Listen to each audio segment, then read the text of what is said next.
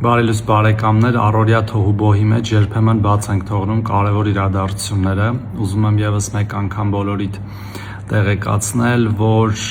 ազգային ժողովը երկրորդ ընթերցմամբ եւ ամբողջությամբ ընդունել է աշխատանքային օրենսգրքում փոփոխությունների նախագիծը մեր կողմից ներկայացված ծնողական ժամի վերաբերյալ, որի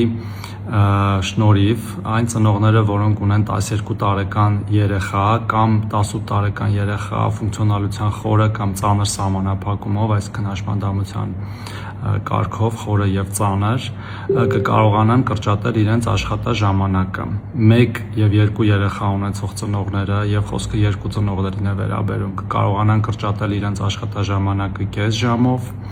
որը կհաշվարկվի ամբողջությամբ աշխատավարձի իմաստով, իսկ 3 երեխա ունեցող ծնողները մինչև 12 տարեկան եւ մինչև 18 տարեկան խորը եւ ծանր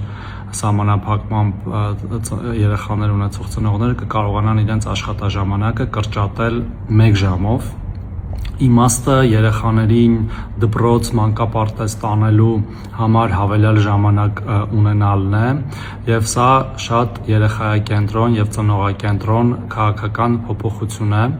մեր ոլորտում։ Շնորհավորում եմ բոլորիս այս առիթով, իդեպ այս առաջարկը եկել է հենց մեր քաղաքացիների կողմից, ինչը մենք ի կատար ենք ածել։ Խնդրում եմ տարածեք, որ բոլորն իմանան։ Օրենքը ուժի մեջ կմտնի նախագահի ստորագրումից հետո։